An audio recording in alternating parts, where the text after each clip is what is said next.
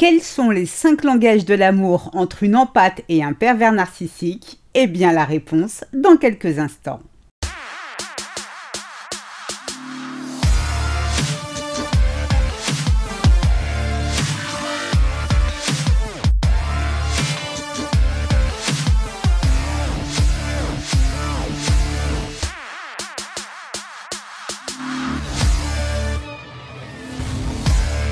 Bonjour, je suis Sylvie Joseph, votre coach experte en relations toxiques.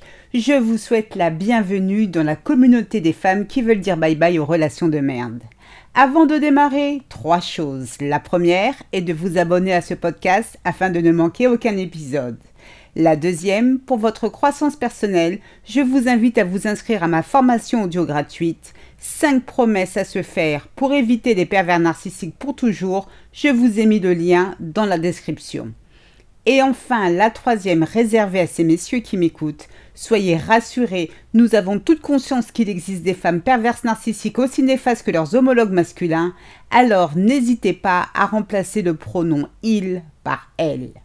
Selon Gary Chapman, l'auteur du livre « Les 5 langages de l'amour », chaque être humain a un langage de l'amour qui le définit. C'est-à-dire il existe 5 façons différentes d'exprimer et de recevoir de l'amour.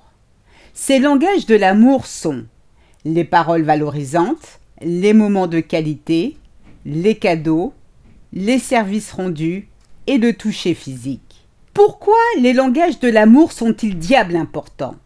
Eh bien c'est simple. Lorsque vous vous souciez de quelqu'un, vous voulez qu'il se sente spécial et aimé.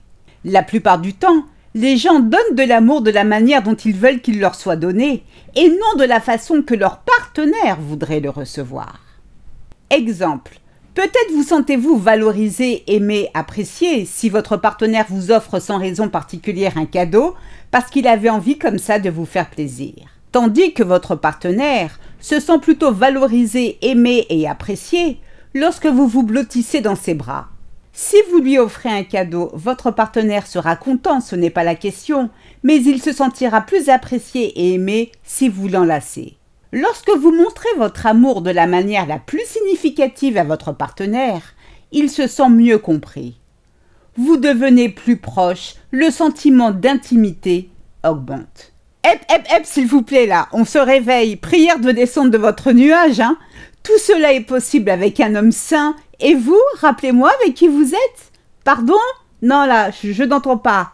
Oui quoi? Oui, avec une sale race de PN, donc oubliez.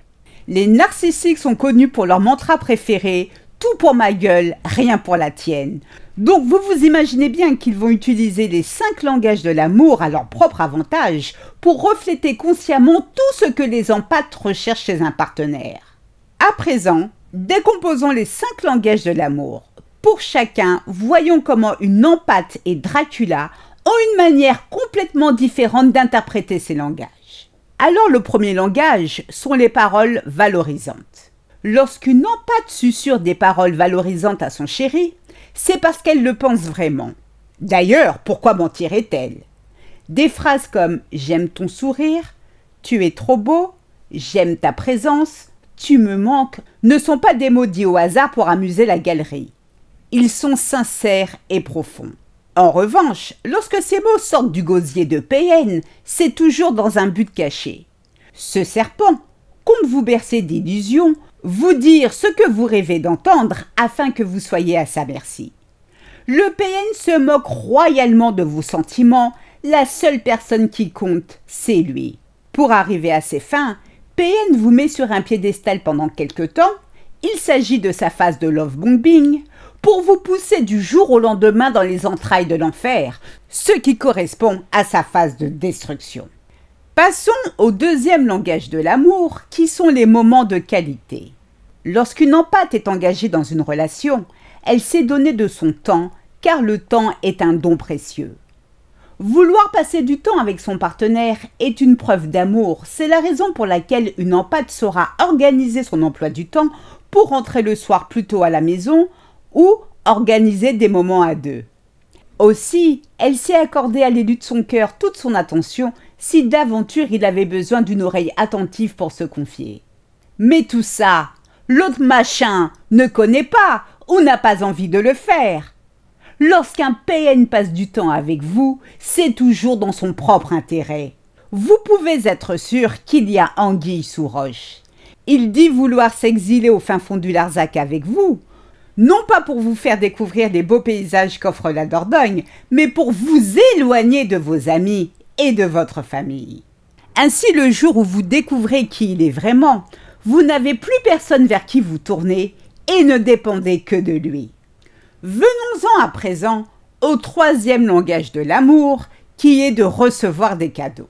Pour une empate, il ne s'agit pas de recevoir ou offrir des cadeaux luxueux et onéreux, mais des cadeaux qui ont du sens, fabriqués ou achetés avec amour. Les empates, pour la plupart, ne sont pas matérialistes. La preuve, elles préfèrent plutôt offrir que recevoir. Et que pense ce charlatan de PN de tout ça? Son Altesse adore les cadeaux bling-bling qui vous ont coûté à minima un bras. Plus le cadeau est cher, plus vous montrez que vous tenez à lui.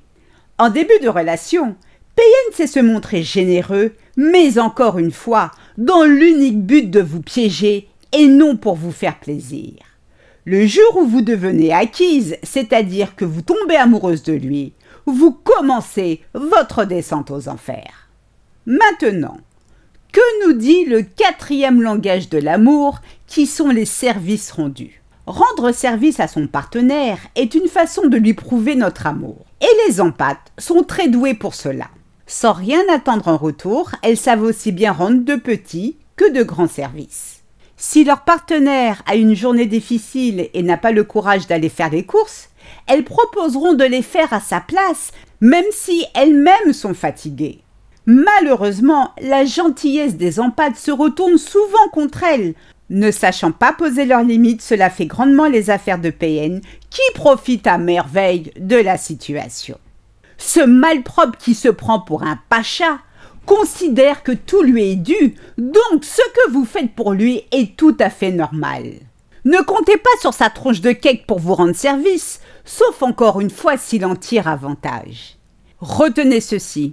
Rien n'est jamais gratuit avec PN, même le fait de remplacer à votre place un rouleau de PQ vide par un rouleau neuf. Et enfin, nous arrivons au cinquième langage de l'amour, qui est le toucher physique.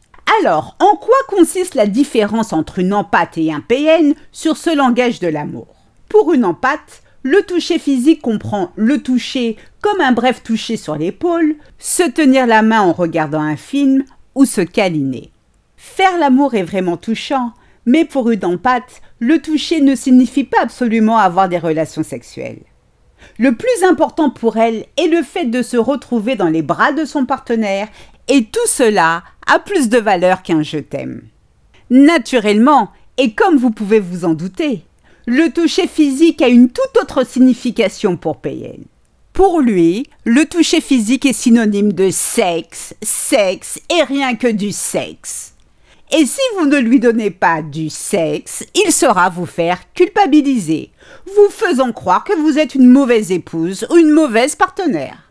PN utilise le sexe comme un moyen de manipuler sa proie pour l'attirer dans ses filets, puis comme un moyen de punition, de frustration, refusant après avoir rendu addicte sa proie de coucher avec elle et naturellement sans la moindre explication. Les empathes et les PN s'attirent comme des aimants parce que les narcissiques sont des imposteurs qui savent à la perfection se glisser dans la peau d'une empathe pour la tromper.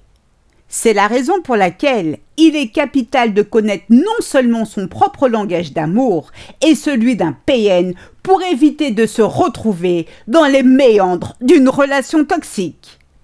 Prenez soin de vous, je vous souhaite le meilleur. C'est ainsi que se termine ce podcast, j'espère qu'il vous a plu. Si c'est le cas, n'hésitez pas à liker, à commenter, j'en serai ravie. Pour celles qui veulent aller plus loin, je vous invite à vous inscrire à ma formation audio gratuite 5 promesses à se faire pour éviter des pervers narcissiques pour toujours. Je vous ai mis le lien dans la description. 1000 fois merci pour votre écoute, votre fidélité et vos encouragements. À très vite pour de nouvelles aventures. Prenez soin de vous et surtout n'oubliez pas, Je vous souhaite le meilleur. Gros bisous à tous. Ciao, ciao. Bye.